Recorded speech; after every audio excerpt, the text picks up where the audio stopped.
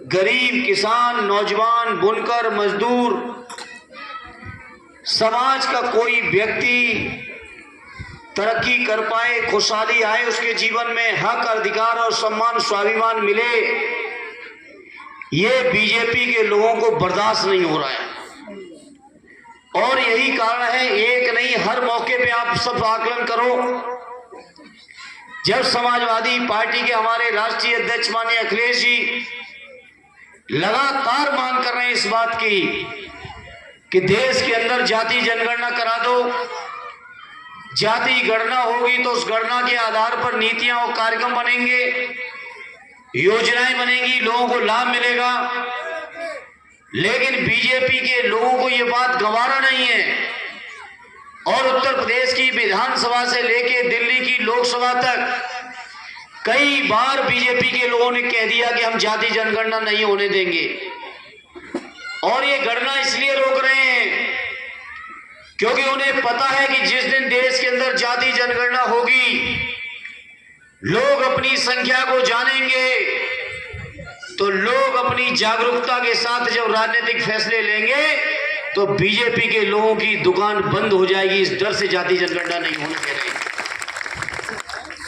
उन्हें नहीं बर्दाश्त है। बातें और भाषण बहुत करते हैं, बातें एक तरफ कह रहे हैं कि हम देश को विकसित बनाने जा रहे हैं या बना चुके हैं। सच्चाई ये है कि जिस जिस गांव में उनके कार्यक्रम भाजपा के हुए हों, आप पता करोगे तो सिर्फ आरएसएस के एजेंडे के प्रचार के अलावा बीजेपी के लोगों के पास दूसरा कोई काम नहीं बचा है। ठीक ही कह रहे थे संतोष जी कि राशन का पर्दा डाल के देश के संविधान को बदलना चाहते हैं। और ये सच है, इस बात पर यकीन रखना, अगर कहीं दुर्भाग्य से बीजेपी की सरकार दोबारा आ गई तो ये मान के चलना जिस रूप में बाबा साहब ने हमें आपको हक और अधिकार दिए हैं, उन हक और अधिकारों पर पूरी तरह से डाका बीजेपी के लोग डालेंगे और संविधान को बदलेंगे। नहीं बर्दाश्त हो रहा उन्हें। हम और आप दूर न जाएं, यहां बगल में उजानी शहर है हमारे आपके बीच में।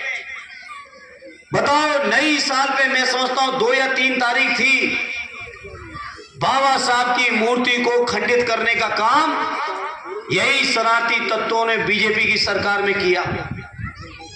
मुझे याद है इसी मूर्ति को 2018 में जब मैं सांसद था इस क्षेत्र से, उस समय भी बीजेपी के लोगों ने इसी मूर्ति को, इसी पार्क को खंडित करने का काम किया था।